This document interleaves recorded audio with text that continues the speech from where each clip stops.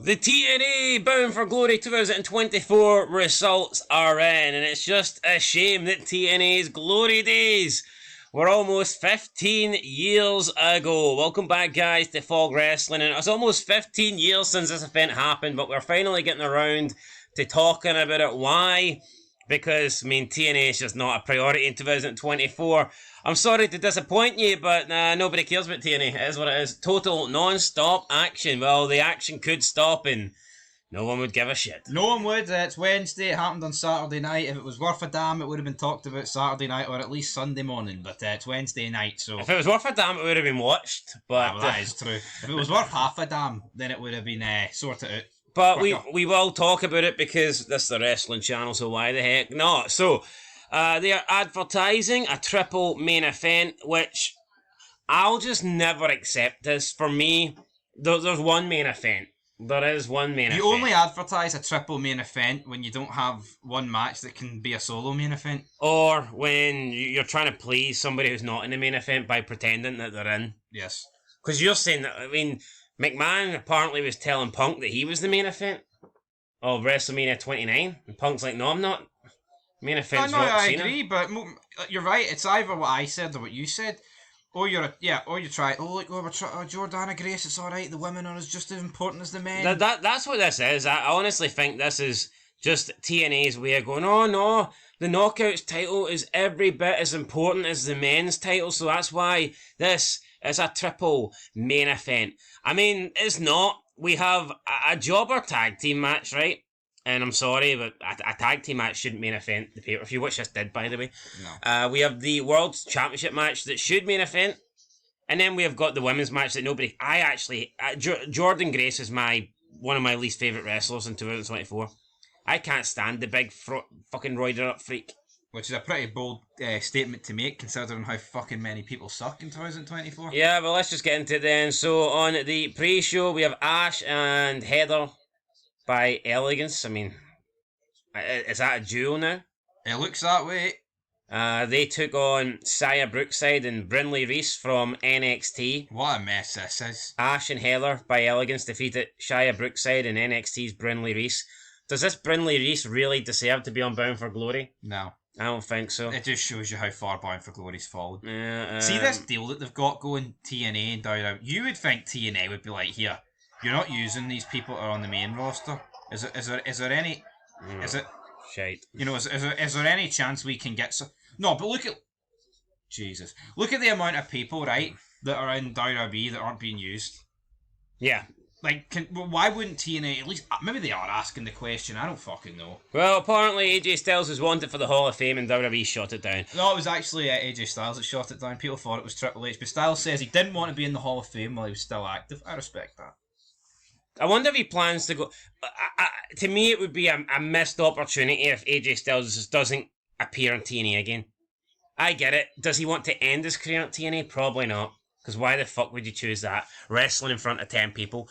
But I see no reason why AJ Styles cannot have a small stint in TNA. Yeah. And he's been doing absolutely nothing. I get it, he's injured now, so that's probably going to put him on the shelf for a while. But AJ's been doing nothing since that Cody feud. There's no reason why AJ couldn't have took 4 months off the WWE and went to TNA and had a run up to TNA's Bound for Glory. No, absolutely not. No, but they didn't do it.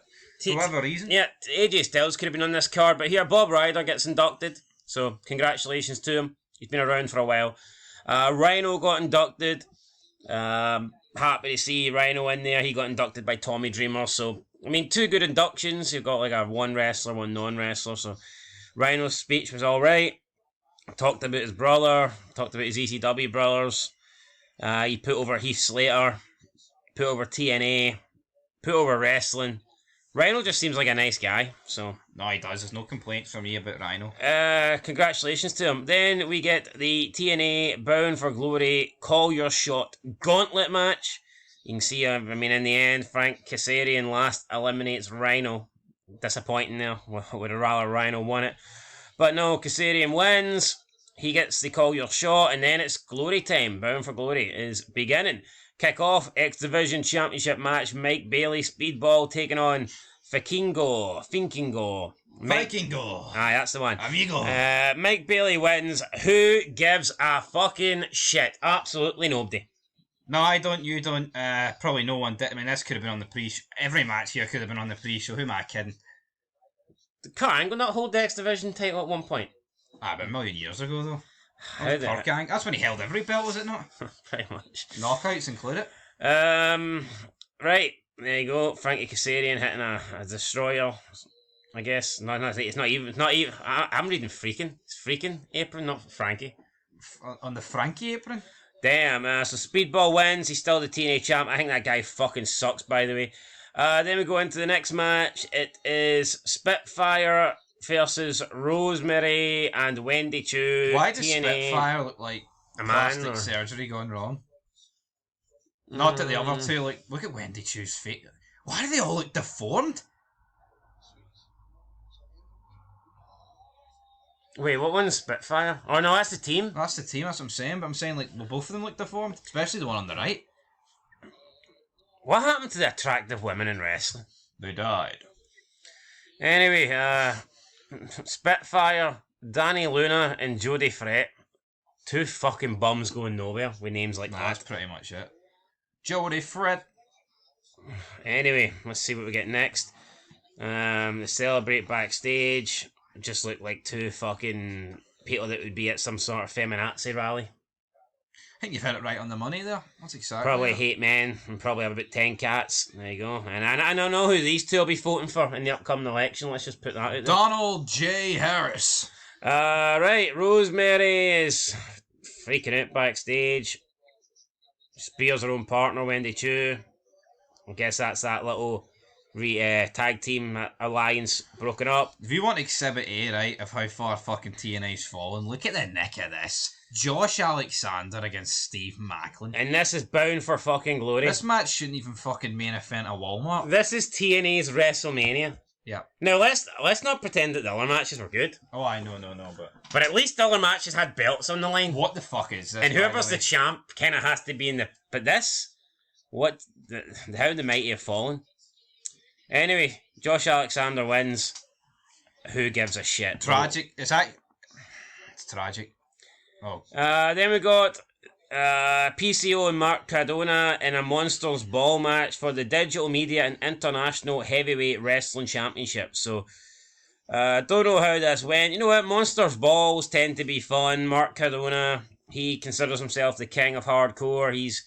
He considers himself to be the new, king of extreme. I think this would have been decent, but I think you've got a problem when Mark Cardona is like your biggest draw. But PCO wins. PCO defeats Matt Cardona, and it's just not really. It's not a good look for Matt Cardona, is it? No, people greet when Goldberg buries people. PCO's like similar age and beats people. We not got a similar fucking problem. Part 1 was actually an icon. Right. Up next, we've got Moose versus Mike Santana. Another great match. One half of the shite version of LAX. LAX in the house. Shite X.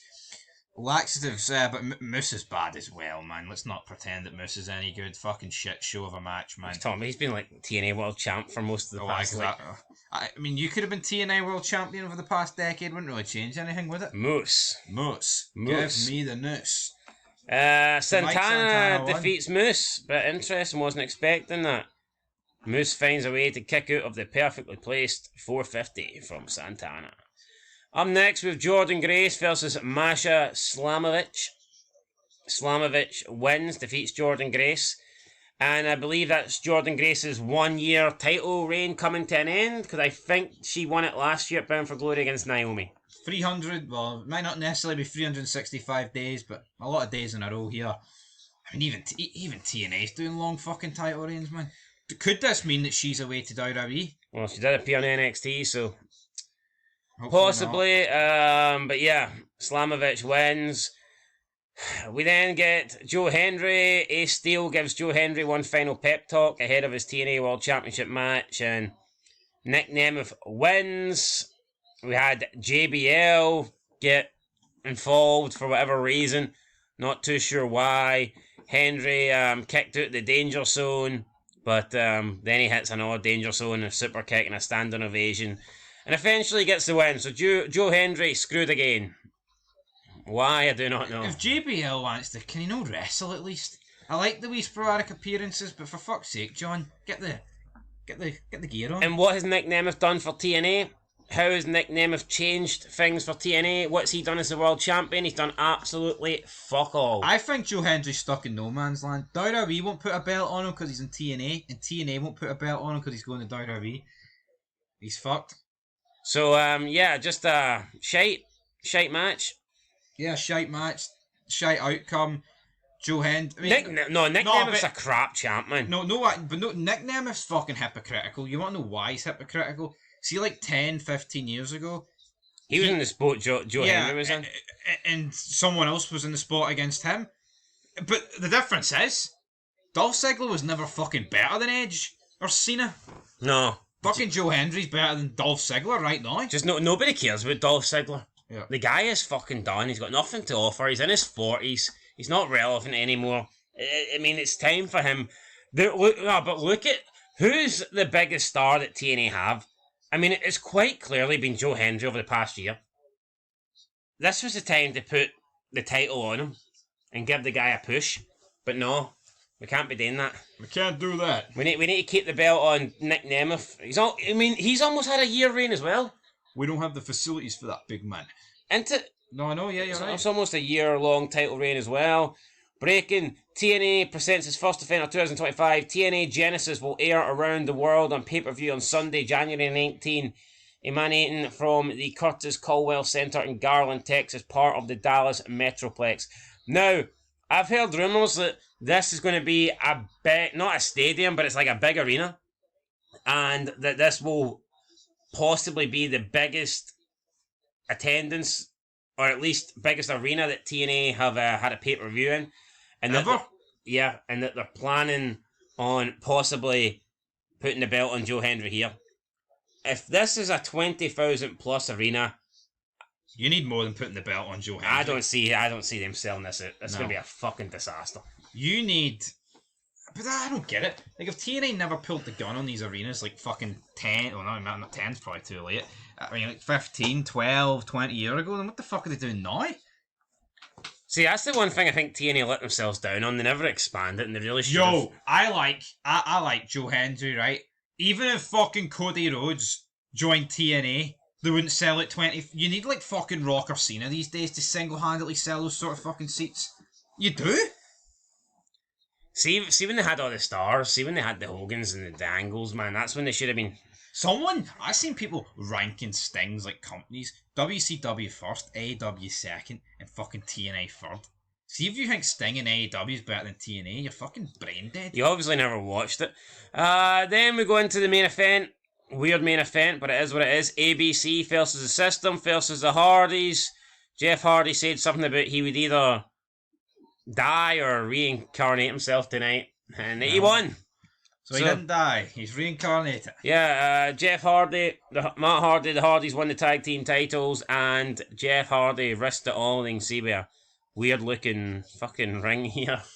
A meth ring, the Hardy ring. When is too long? When's it get too much for these Jeff Hardy Swanton bombs? By the way, there we go. Have you noticed the way he does them now? And he doesn't roll up. He doesn't roll forward. It's always like he just hits them and lies or rolls back. He's done. It's unfortunate, but the Hardys win. They celebrate their title. And We're done. That is it. We're done, guys. Let us know your thoughts on Bound for Glory. No, we didn't watch it because I mean, I don't know. I haven't been feeling wrestling for a while. I haven't been feeling it for years, but I don't know. Wrestling for me the past month has literally fucking died. I just think there's nothing going on right now. I think TNA, NXT for a couple of weeks there I thought was alright, but Raw to me it's a weird state. It's went down to 2 hours, but it's not got better. SmackDown's abysmal. TNA's shite. I was a wee bit hyped for Shane McMahon coming into AEW, but I've just accepted that's not happening anymore. No. And I don't think, you know what, maybe 2025, full-time return of John Cena. I tell you what though, after that, I don't know. Could be all over, folks. Maybe wrestling should just end at the end of 2025. Just end it all. I've said I might end it all at the end of 2025. Anyway, guys. Not my life, wrestling. That's it. Let us know your thoughts on the pay-per-view. Till next time. Peace.